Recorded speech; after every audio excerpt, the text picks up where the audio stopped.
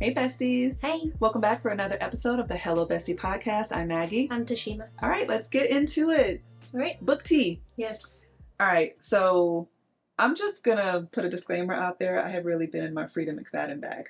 Okay. All right. You said that last time. I did say that last time. Still in the bag. Okay. So this is a very different book of hers, though. So it's called The Devil Wears Scrubs. Okay, so first of all, did you know that Freida McFadden is like a whole ass doctor in real life? No. She's a medical doctor. She specializes in treating patients with brain disorders. Oh. Her real name is Sarah Cohen, and apparently she was doing the double life thing for quite a while, like being this doctor and then this writer, New York Times best-selling author on the side. Yeah. Is she still practicing? I believe so, yes. That's cool. That's amazing. Yeah. Well, if a person make you feel like you ain't doing enough, right? Yeah. I was like, wow. Just hearing brain disorders and writing best-selling, and she writes a lot. She writes a lot.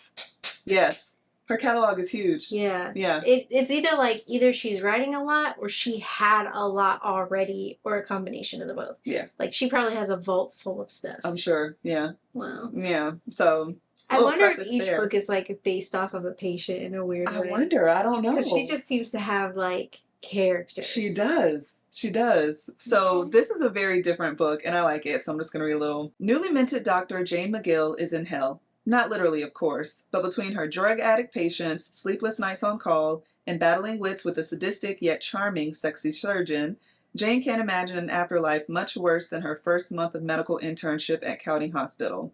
And then there's the devil herself, Jane's senior resident, Dr. Alyssa Morgan. It's basically about her doing her residency at this hospital, just up all the time, crazy hours, just kooky patients in the hospital. It's just like insight to what doctors go through before they start practicing on their own. And but it's witty, it's funny, it's such a cute. So it's not book. like a mystery thriller. No. Oh, no. I was like, wait, when does somebody die? Right, like, exactly. Where's the mystery? Yeah, it's totally different from anything I've read of hers. It's upbeat, it's quirky, it's really, yeah. It's a really cool book. She did her thing on this. Yeah. Wow. Devil Wears Scrubs. Yep. Okay. I have to check that out. For sure. When I'm in that mood. Yeah, I know. Depends. Yeah. So the book that I listened to is called Monday's Not Coming. It's not a new book by Tiffany D. Jackson. She also wrote the book Allegedly, which I love. Oh, okay. So, Allegedly. Yeah. All right. So Same vibes? Very similar. Okay. Like darkish. Okay. It's like I think it's under like mystery suspense, but it's this girl named Claudia whose friend Monday goes missing. And so she is going like kind of trying to, she's a high school student and she's trying to figure out where her friend is after being away for a summer. Just like trying to stay within her lane, but also wondering why is nobody worried about where my friend is. So the girl went missing over summer break, and at the start of school, she just never showed back Claudia up. comes back home and is looking for her best friend. They're like attached at the hip, and kind of like how we were when we were that age. Right. And just imagine if you come back from summer break and nobody seems to know where I am. Wow. Okay. School starts and everybody's just like, oh yeah, I'm sure she's around. And you're like, excuse me. Wow. Where is this other person that is like half of me? And nobody seems to be concerned. Not even my parents, not my siblings. Nobody seems to like really be giving you any answers. Wow. Okay. And so she just goes through like trying to figure out where her friend is. Yikes. Okay. And just kind of, but also she's in high school. She's a child. So grown-ups are very much like, mind your business. Stop getting in other people's business. You know, like still like that children are to be seen, not heard. Like stay in your lane. Don't question. You know, you can't go in certain parts of the neighborhood. Like, so she's doing all of this while still having this, like, you know, anchor on her. Wow. So, yeah, it was really good. I really enjoyed it. Okay, cool. So, if you like Allegedly, you would really like Monday's Not Coming, I think. So, my next book is called Count My Lies by Sophie Stava. And I just want to say that I had heard nothing about this book. I actually found it recommended, like, if you like Freida McFadden, Laura Dave, those kind of fast-paced thrillers, this book was recommended. So I looked at it and, girl, Good. so good. All right. What's it called again? Count My Lies. Count My Lies. They're actually in the process of making this into a Hulu miniseries. Ooh. Yeah, it was just published last year. It excites me when that happens, but I never actually watched them. Right. But I love that for the authors. Same. I'm always like, look at you. Exactly. Like, one more, you made it. You did it. That but was I the have goal. no intention on, like, getting in that pool. I feel like I always want to. Mm-hmm. I just can't I just It can't just hit the pisses me button. off. I just can't hit the button. It's just gonna piss you off I can't. every time. There is one, though, that I do think, casting-wise, they did a really good job. That's always my problem. I don't think I've seen one to where I felt the characters look like how I imagined it, and for that reason, I just want to keep that piece of the book with me and not give it a chance. But there's one that I will talk about, ironically enough, in this episode. Oh, really? That I was like, which one? That I also haven't watched, but I do think the casting is probably top-notch and worth a watch. So, Okay. all right. So, again, it's called Count My Lies. Brief synopsis. Sloane Caraway is a liar. Harmless lies, mostly, to make her self-proclaimed sad little life a bit more interesting. So, when Sloane sees a young girl in tears at a park one afternoon, she can't help herself. She tells the girl's very attractive dad that she's a nurse and helps him pull a bee stinger from the girl's foot. With this lie and chance encounter, Sloane becomes the nanny for the wealthy and privileged Jay and Violet Lockhart, the perfect New York couple with a brownstone, a daughter in private school, and summers on Block Island. But maybe Sloane isn't the only one lying, and all that's picture perfect harbors a much more dangerous truth. To say anything more is to spoil the most exciting, twisty, and bitingly smart suspense novel to come out in years. Giving kind of like the Housemaid. Kind of, but this chick just lies. Like, think of any liar that you know. Mm-hmm. We know a couple between the two of us. Just insight into, you really can't help it. Just lies. Just comes out. But big and elaborate, and starting in childhood and then learning how to hone it because, oh, I went too overboard with that one. I see how I did that wrong. Okay. Like telling lies as a kid and getting punished, and instead of realizing that it's wrong, just learning the mistake of the lie to perfect it. Yes. Okay. So it's just, dang, you pathological. Yeah, and just pointless and just, but it's just, they tumble on top of each other, and it's a page turner. I highly recommend. I really highly recommend. No. Or is it more like, wow? This is like an 8-hour audio. This is a very quick, fast-paced, like, no, it's very interesting. Okay. Yeah. It's very interesting. Not frustrating. Not like, why? Some of it, if you're not a liar, if you're just like, but why would you say that? Yeah, that's what I meant by that. A little bit. Okay. A little bit, but. Because I feel like that would drive me nuts. Yeah. I'd just be like, I can't. But it's like keeping up, like, okay, I said, I'm this, I'm that, here's my life, boom.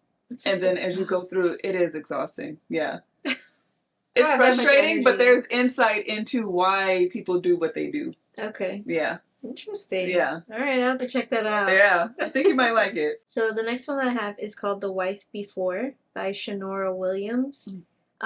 It's about this woman named Samira who, she's like one of those people who just can't quite seem to get her life in order. And she's constantly got like friends and family just helping her all the time. And as a result, she doesn't ever really get her life in order because she's always got a safety net. She gets put in a position where that's no longer an option. And then right around the same time, coincidentally, meets this super awesome man. He's a widower, and quickly they just like fall head over heels in love for each other. And so they elope because there's people basically are like, nah, you're on just both sides. Well, there really isn't it. There is no like his side. It's more her side. Okay. They're like, you're just doing this because we are not helping you anymore. Like this isn't the way to do it. Like you don't need to get with this guy just to save you. Okay. She's like, Like, I can't just meet somebody and actually fall in love legitimately. Like, you think that I'm that desperate that I'm just gonna, like, you know what I mean? Just, like, pawn myself out. Mhm. So, yeah, they elope, and then she kind of starts finding information about his deceased wife and starts making her question, like, do I really know who this person is?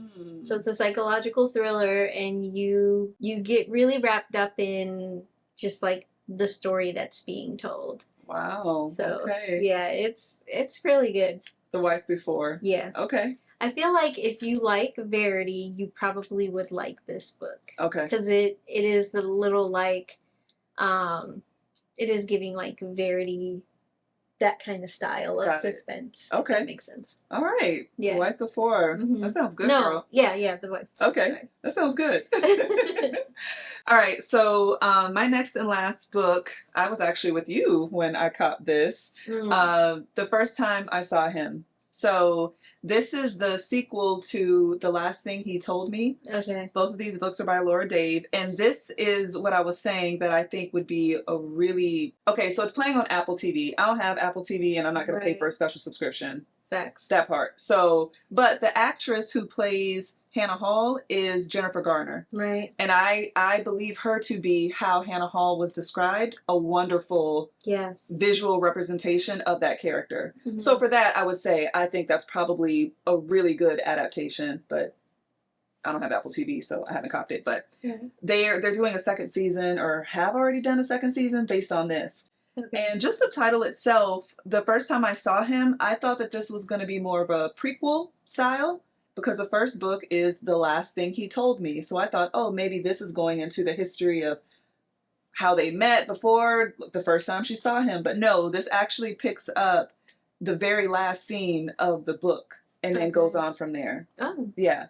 So I don't want to say too much, but twists, turns, the thing that Laura Dave does best. Very fast paced, and yeah, I highly recommend. And a good wrap up to the story. Like, I won't say everything that's tied up in a bow, but you will be left with no questions of, but what about this? What about that? She closed every loose end. Nice. Yeah. I love when they do that. Yes. Yeah.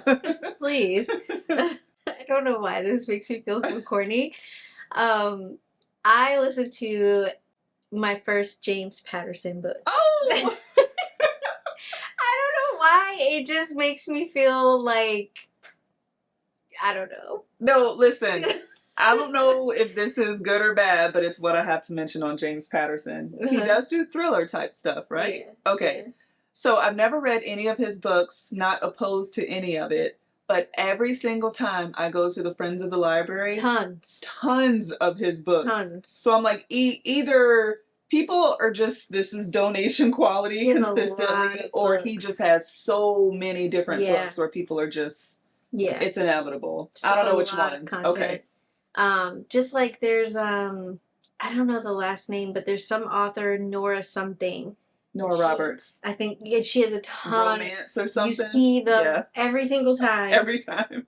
And I've never, I don't know. Yeah. I happened to be on Audible, and I was like, let me see what I can get for free ski. Yeah. And they had some James Patterson books.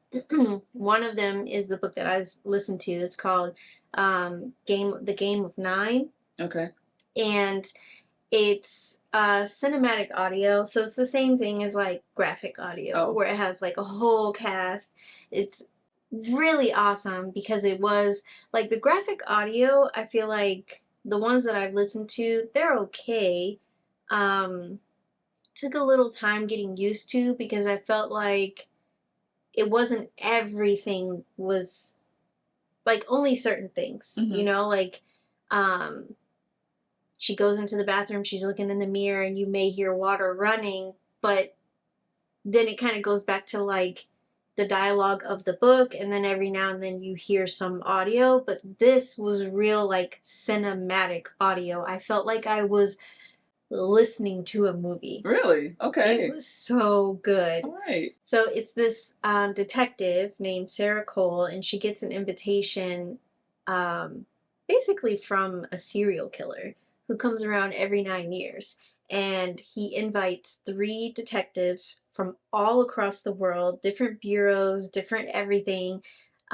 He invites them to basically catch him. But you have a certain amount of time to catch the serial killer, and then after that, the serial killer is gone, not to return again for another 9 years. But is he still killing people in this? Yeah. Oh, okay. Yeah. So he's already killed, but he's giving you an opportunity to catch him. He's like, I'll be here Wow. for this amount of time, and if you can catch me, fair enough. But if you can't, you gotta wait another 9 years. And each 9 years, it's 3 different detectives that are invited. So basically, how far back it goes, the serial killer would be like, I don't know, 70 or something like that. So they're like, what the heck? It's like Wow. 70, 80, something like that, like really old. Yeah. And so this detective is invited, but she's not, she's like a desk number cruncher detective. Like she's never been in the field. She has no experience with that whatsoever. And then, yeah, they basically are trying to catch this killer. Like you could hear the sirens when they're just all like it just is so good. It really is like listening to a movie without actually watching it. Like, you know, when you've watched a movie so many times or a show, and you can watch it, like you can listen to it without watching it, and you just know. I know. It feels like that, but without actually ever having like watched it before. Interesting. Yeah, it was really, really good. That's awesome. I love that. So that's my last one. Very cool. Mm-hmm. All right, besties. All right. That's 6 good books for you guys. guys. Yeah, definitely. Yeah. Let us know if you have some recommendations down below, and we will see you in the next episode. Bye.